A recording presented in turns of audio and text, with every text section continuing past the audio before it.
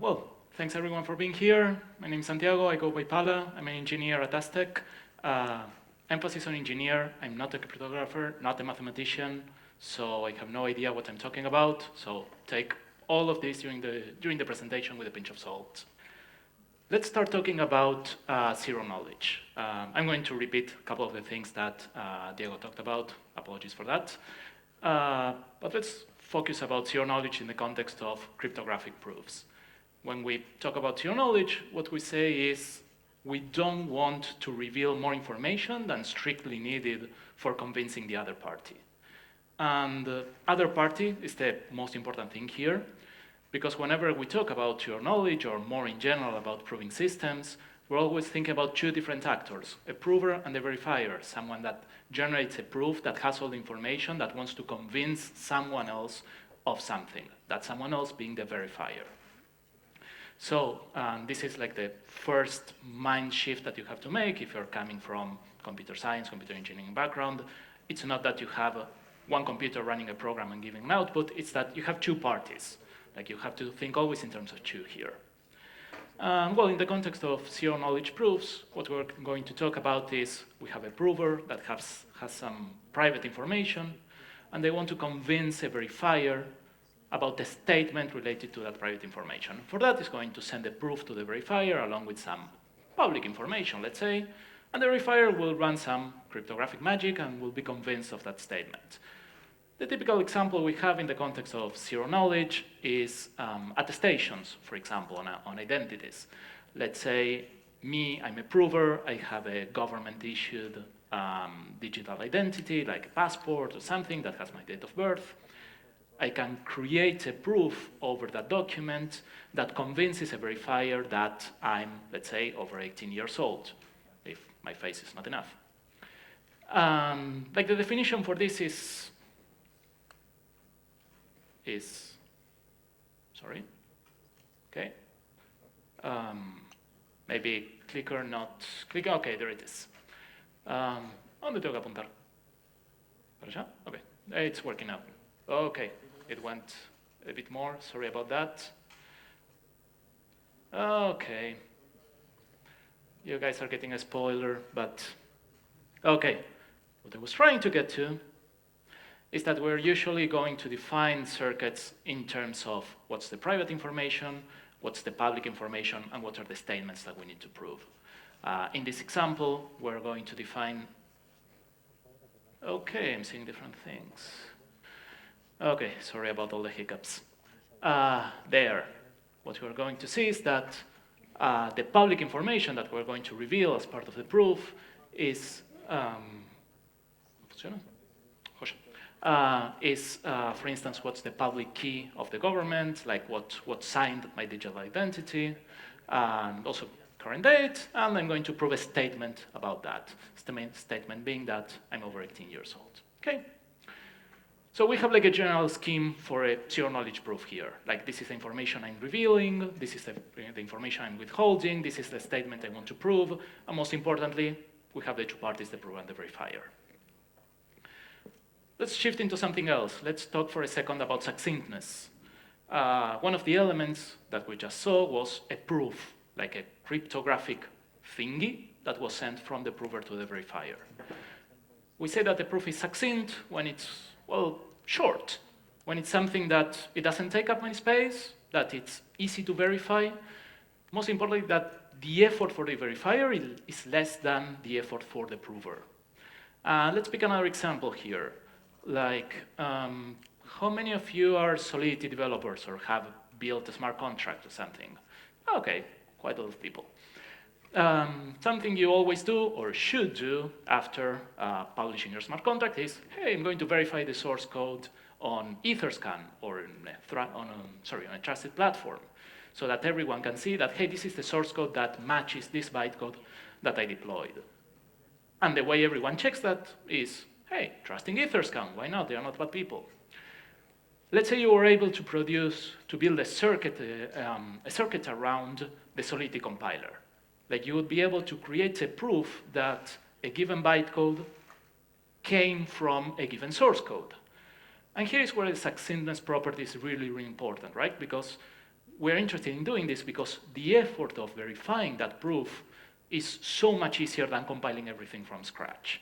Like, you don't want every single user, every single person that wants to go and see whether the bytecode matches the code, downloading the Solidity compiler, downloading all the dependencies, having to compile everything in the browser, and then getting the check. You want to make it really fast. And that's where succinctness comes in, right? You want to be able to verify a lot faster than actually doing the job of, in this case, compiling. It just happens that most of the time what's going to happen is that the cost of proving is going to be much higher than the cost of actually doing the thing. But there is a big asymmetry here. You're proving only once, and you're distributing a succinct proof to a bunch of people who are able to verify in very little time, as many times as needed. So that amortizes the entire effort. So what we're saying is that, we have a bunch of properties, like we're talking about proving systems, right? We have a property that we could say, hey, it's zero knowledge, we're hiding part of the information, we're not revealing more information than needed. We have a succinctness in that proofs can be short. Particularly, we have another property that's interesting, that's non-interactivity. Like some of these protocols are interactive, like require both prover and verifier to be online at the same time, whereas others just allow the prover to generate a proof, leave it there, go to sleep, and verifier can pick it up anytime. And like these are different properties, and you can mix and match them. What we're talking about in general is proving systems, and here comes the caveat that Diego spoke about in the previous talk, is that we often use zero knowledge to talk about any combination of these, even stuff that doesn't have zero knowledge. And we do it, I don't really know why we do it, but the point is, when you hear zero knowledge, you may not have zero knowledge. You may not have any sort of privacy, any sort of information hidden. Actually, Diego spoke about ZK-Snarks, snarks standing for succinct, non-interactive arguments of knowledge. And if you prevent ZK, you have ZK-Snarks. So, why all the hype? Why is all of this interesting? Why are we selling zero knowledge to everyone? Why do we have a ZK week here? I heard a very nice definition by Gavship from the Zero Spark team, that he defines zero knowledge in the context of programmable cryptography. In that zero knowledge suddenly is a tool that, programmable cryptography being a tool that allows engineers like me, like people who don't know anything about cryptography, to come up with new things, new schemes, without having to understand, without having to know what are the building blocks behind it, and just literally programming on top of them. I think that probably one of the easiest examples are ring signatures. Like ring signatures are a mathematics cryptographic scheme where you have like a bunch of people, one of them signs a message and sends it to the world, and like anyone can verify that that message came from someone within that group, but you don't know who was it. You can implement this. You can build that. This is listed from Wikipedia. There is a 2-page Python algorithm for that. For doing this, you have to do something like locking a bunch of cryptographers in a room for several months to come up with it, and it's like specific and custom design for this purpose. Or you can write a circuit in a zero-knowledge language with primitives, with the things that we are used to, right? And we can change this very, very easily because this is a programming language. These are things that we engineers, software developers are used to working with. That in particular is almost Noir, which is the language we built at Aztec, but there are a bunch of different front-end languages that you can use for generating zero-knowledge circuits. And here is like the power of zero-knowledge cryptography, right? Like being able to program whatever you need, which unlocks the door for interoperability within systems, privacy, or compression, but not in the terms of data, but of computation, like being able to compress, hey, I did all this computation, executed all of these things, and being able to send a succinct proof about it. Let's go very, very briefly about some use cases just to get you guys hyped. Games is a very, very, very beautiful application for zero knowledge. Like most games rely on the fact that there is data hidden between the participants. And there is this project by the Match 34 team called Battleships, where they build battleships using zero knowledge. So whenever, batalla naval, for those of you who are not familiar, I wasn't familiar with the term in English. So whenever you say A7, like the other person will tell you whether you missed or hit their destroyer, and they will actually be able to reply to you with a zero-knowledge proof, so that reveals exactly whether that hit or miss is something is true or not, without revealing any further information from their board. Granted, it's a toy example, but it shows how it's possible to start hiding information from each other, while at the same time showing that everyone is playing by the rules of the game, which is something that we're very interested in. Governance, another example, like being able to have private voting. I'm going to go a little bit faster here. ZK microphone is very similar to the example that Diego mentioned about provenance of images. This was actually a project in a hackathon not too long ago, where a team bundled the Raspi in a microphone, so they would sign every single audio message that was recorded with that microphone, but then allow you to edit the audio, like crop or do certain like value transformations on the audio, and to preserve the chain of custody to show that that transformed audio actually came from valid audio signed by the microphone. They use zero knowledge. Zero knowledge allows you to show to anyone, to any verifier, that, hey, have transformed this piece of media in a valid way, like following some rules, without having to provide the original media at all. Proof of email, I'm sure you guys have heard of this project a bunch of times already. Beautiful project. ZK email is a beautiful project from BSC team at the Ethereum Foundation. It's basically being able to prove to anyone that you received an email with a certain content and reveal just that piece of content. And it's being used for interoperability in a very interesting way, because if you can get an email from a system you trust, like Twitter, like an email from Twitter with your username, an email from Mercado Pago or Venmo, depending where you guys are from, stating a payment that you have received, you can actually create a ZK proof from that and use it to show that, hey, this thing happened, like I'm this user, I received this payment to any other party. In particular, to a party that doesn't speak the same language as the original system. Like, you can take something out from Twitter and put it in a smart contract. We also have, yeah, you guys know this already. We're getting close to the use case. Oh, we have identity attestations, maybe. Yeah, there it goes. In particular, if you guys are signing up for DevCon, depending on where you are from in the world, you can submit a zero-knowledge proof that says, hey, I'm from this given country. You just reveal that information, that gives you a discount. In particular, it's being used for countries from Southeast Asia, and on that is a project again from BSC that leverages Indian identity cards. And now to the main topic I wanted to focus on. Yeah, half of the talk was just introductions.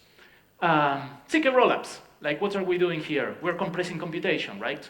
Like we're taking a bunch of transactions and saying, hey, here is a zero-knowledge proof, here is a succinct thingy that will convince you that all this load of transactions were actually correct, like follow the rules of the game, of the blockchain, of the execution environment we're working in. And we have a bunch of zero-knowledge projects going around, Linear, ZK-Sync, Scroll, Starknet, a lot more. And like, what does a zero-knowledge rollup do? Actually, let's take a step back. What does a rollup do? Like, a rollup is basically a strategy solution for scaling Ethereum, right? For scaling, not just Ethereum, any layer one solution. What we do is we have a bunch of transactions, and instead of actually executing them, hey, we just compress those transactions as much as we can. Here I'm talking about data compression, like good old. Put it on the layer one. That will serve as data availability and as knowing like what's the correct ordering of the transactions. And hey, they are there. Anyone who wants to follow along this rollup chain can just look at the transactions, the batch of transactions that was posted on L1, can re-execute them, same as they would do with L1, hey, and arrive at the new state. And that works. That's a rollup, right? Okay, so like, where's the ZK part? Or the optimistic part? Well, at some point, you have to convince L1 that all those state transitions that you did by following the transactions that you saw that were posted, are valid. Why? Because you want exits. Like you want people to be able to get out of the rollup, get out of the L2, and move their funds back into L1. Like that's the main proposition of a rollup. Like it inherits the security from Ethereum. Why? Because you can get out of there and go back to Ethereum whenever you want.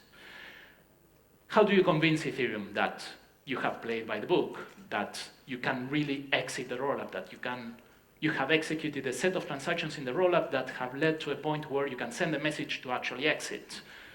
Well, in optimistic rollups, you just have someone post the new state, you assume that person played by the rules, did everything okay, and if not, you challenge them, you open a fraud, you go into an interactive game that lasts a week, yada yada. Sorry, not a week, you get the idea. And you can eventually, after a week, one gets convinced, okay, if no one said, hey, this is wrong, this must be okay. With ZK-Rollups, what we get is a proper cryptographic proof that shows that, hey, all of these transactions executed together actually do lead up to this new state and actually let us move into this new state where these people can exit the chain. Like we can convince L1 a lot faster that we did things right because we're showing a succinct proof that all execution was correct and leads to this new state. Now, where's the ZK? It's in the name, and that's pretty much it. This is lifted from the Starknet blog, where they propose renaming ZK-Rollups to validity rollups, because we're just interested in the succinctness side of things. Oh, and non-interactivity for sure, and correctness and completeness, but those are given. We're not really interested in zero knowledge, like we're not hiding anything, there's no private information. This goes back to what Diego was talking about. Well, zero knowledge being this term that's used in two different ways. Either, hey, we have like zero knowledge for privacy, like in a proper, more rigorous sense, versus zero knowledge as more programmable cryptography in general.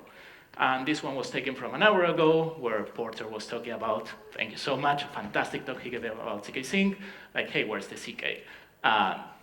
Well, the thing is, it's all succinctness. That's the thing that a ZK-Rollup is interested in. If you're interested about this, I strongly suggest that you check out this article written by Lisa from Aztec. In particular, her meme game is so much better than mine that actually I thought about just lifting all the memes she had and pasting them here. They should be showing now, apologies for that. But anyway, as the memes go by, we can chat about, okay, where does ZK actually fit in the context of blockchains? Like ZK-Rollups, I love that one. So, where does ZK properly fit in the context of blockchains? And for that, we'll actually take a detour. We'll try to take a detour. Oh, okay, there we are. Let's talk about Bitcoin for a second, like where everything started. This is an oversimplification. You must have noticed by now, like I've been speaking for 20 minutes, literally everything has been an oversimplification. But this is a lot worse. Bitcoin basically lets you have nodes worth a certain amount. You break them and you give them to other people or to yourself. So if you have a node that's worth $10, you say to the Bitcoin network, hey, I own this node that's worth $10. I'm going to destroy it. I'm going to create another one that's worth $8 and send them to someone else and keep the change for myself. That's Bitcoin in a nutshell, right? Like that's a Bitcoin transaction. Sometime later, some very, very, very smart guys came along called Zcash and built the same thing but private. So what happens here is that a transaction in Zcash does the exact same thing, but the thing that reveals are very different. Like it doesn't reveal what node we're talking about, who owns the node, who's the recipient, what I'm creating. Like the only thing that you see on a Zcash transaction is, hey, we're starting from this global state, think of block hash, something like that. You're showing to the world, hey, here is a commitment, here's a hash of a node that I'm currently destroying. Here is a hash of nodes I'm creating. And well, me as a user sending a transaction to the network, I must convince the network, the rest of the players, that I'm playing by the rules, right? That I didn't break a $10 node and create a 100 one. So I create a zero-knowledge proof for that. And now zero-knowledge in the proper zero-knowledge sense, like that proof is hiding all the things that I'm doing. Like it's revealing to the world just the fact that I destroyed some nodes, I created others, here are commitments to them, they are completely opaque to anyone that doesn't know what nodes I'm talking about. And like this is privacy in a nutshell, right? Like it's being able to hide behind the cryptographic artifact what are the actions that you're doing, while at the same time convincing the rest of the world that, hey, you're doing things right, like you're doing a proper transaction of value. So what are we building at Aztec? And now in the last 10 minutes, I actually start shilling what we're building. If you start on Bitcoin and start going on the privacy direction, you'll get to Zcash. If you start on Bitcoin and start going on, hey, I want more fully programmable things, I want to be able to code whatever I want, not just transactions of value. And yes, I know that Bitcoin has smart contracts, but let's keep that aside for a second. You get to Ethereum. Okay, if you mix the two, you get Aztec. So the thing we're building is basically decentralized zero-knowledge rollup, ZK-Rollup, that has private smart contracts built in. So we want developers to be able to code smart contracts that will execute in private land, that will not reveal to the world what functions were executed. How do we do this? Again, like with private proofs and with private state. Like remember from the Bitcoin versus Zcash example, we had this node that was worth $10 or a certain amount of money. Well, in Aztec, a node can be anything. Like it can represent any piece of state. It can represent an asset, it can represent an NFT, it can represent a counter, a string, a commitment to something, a card in a game, whatever you want. The semantics of a node are given by the contract that owns the node, that defines the node. Like every single node in Aztec exists in the context of a contract. The contract being a piece of code that defines the rules by which you'll consume and create these nodes. So like altering state in Aztec means that you'll pick up a node, you'll destroy it, and you'll create a different one. And that's it. It plays, broadly speaking, using the same rules as the Zcash example we just saw. Like we just revealed to the world that we destroyed a bunch of things, we created a bunch of others, we emit commitments for them, we emit hashes for them, and the zero-knowledge proof that goes along. So like this is all the things that you should be seeing if you're looking at the transaction in the Aztec network. Like nothing else. So there's a caveat.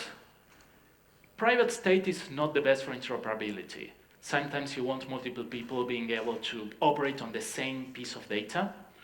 You have other fancy techniques like MPC for doing that. I'm not going to go into that, and that's not something that we're currently using built-in the context of Aztec. But what we do is we have also another execution mode, which is public execution, which is very, very familiar in the sense that it's pretty much the same as what an EVM chain does. Doesn't use EVM bytecode, but plays by the same rules. You just say, hey, I want this function executed, and the nodes will execute it for you, as opposed to private state, in which it's you as the user running the computation and hiding it behind the zero-knowledge proof. So we have two very, very different kinds of proofs in Aztec. We have proper zero-knowledge proofs that happen in the client that shield private execution, that show that whatever the user did on private land, whatever computation they did on their own device, such as privately transferring an NFT to someone else, for instance, but basically executing any private function on any set of smart contracts, that's correct. That follow the rules defined by the smart contract, that will actually corresponded to an execution of the smart contract. And those are zero-knowledge proofs that are sent along with each transaction in the context of Aztec. But then at the same time, Aztec is also a rollup, it's also an L2, and also needs to convince Ethereum that, hey, every transaction was done by the book, whether it was combining private transactions or executing public functions. And it does that by bundling all transactions together and creating a proof that everything was done correctly, by creating a rollup proof, same as every single other ZK rollup. So we have both of them. We have client zero-knowledge proofs and we have the root proofs, we have the rollup proofs that are aggregated at the server level, at the network level, let's say, and used to convince L1 what's the new state of the chain. And that's what makes Aztec a rollup and allows any Aztec user to actually exit the chain. This all goes into a very, very fancy tree-like proving scheme, which I'm not going to go into. But basically, again, I want to stress the fact that you have proofs generated client-side that hide private computation, and proofs generated server-side, generated by the network to aggregate every single execution and convince L1 or anyone else of the new state. So, what does it take to build this? One of the things that we're building is a proving system that's friendly to user devices. Diego mentioned about generating proofs in M2, M3 Max, and like getting good times for that. We're shooting for mobile phones, like we want people to be able to send an Aztec transaction from literally anywhere. And that takes some effort, but luckily we have smart people, unlike myself, in the company working on that. It also means that since we need new rules, we need to achieve very, very good performance for these client-side proofs. We need a completely different execution environment. Like the AVM is not the most CK-friendly environment, as you guys should know, I guess. So we're defining a new execution environment, one that's a lot friendlier, a lot more amenable to CK proving. We're also building everything decentralized from scratch. I think privacy is super important.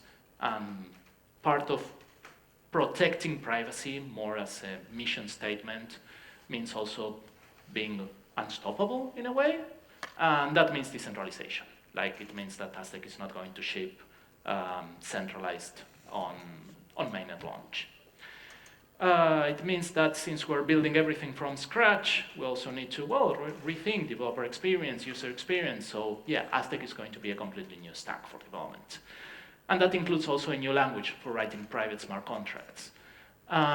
So we went around, we looked for, okay, which language can we use for this? And lo and behold, language that Aztec had already been developing for a couple of years before that. When coding in Aztec, smart contracts in Aztec, you are not using Solidity. Again, new stack, you're using custom language, which is Noir. But Noir, even though it's used for writing contracts, it's a more general language. It's a DSL for writing zero-knowledge circuits. And the fact that it's not just for Aztec contracts is super important because it means that you can use it today for generating any sort of zero-knowledge proof in any kind of CK app with whatever architecture you want. Noir looks a lot like Rust. It's heavily inspired. It's also coded in Rust by chance. That's actually the code for battleships, like for checking whether, hey, you actually sunk my destroyer or not. The point I'm trying to make here is that you can have many different topologies, like many different architectures when it comes to CK. Like you can just have two parties that like are playing a game and one wants to convince the other of something by sending a zero-knowledge proof. Or you can have a user that wants to convince a server of something, like the user trying to convince a server that, he's from a certain nationality to apply for a discount. Or the other way around, where you have a server that wants to convince all of its users that they play by the rules, such as the example of a server showing that they are running a given AI model, or the example of showing that, hey, this bytecode actually came from this given source code. Or you can have a user proving something to the blockchain. Like one of the main use cases that we're seeing for zero-knowledge is taking any sort of information, any sort of proof, and verifying it on the context of the AVM, which is basically the succinctness case that we see for ZK-Rollups, but you can do this for any sort of circuit you want, and with zero-knowledge on top of that. Like you can pick up whatever computation you want, and you can leverage zero-knowledge for interoperability and for sending that computation to L1. And you can use Noir for that as one of the many languages available, same as Zircon, Halo 2, Narc, a bunch of others.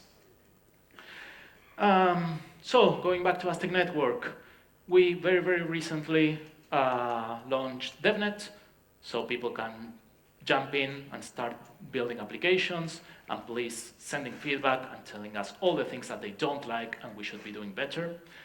And we have also recently opened a ProverNet for provers who want to integrate and participate in generating proofs for the network. And we'll shortly be doing the same also for nodes and for validators, for people who want to participate in building blocks acting as sequencers, because again, we're doing everything decentralized from day one. So, I'm on time, that's it. Thank you very much for your time, and I'll be around. Please ask any questions.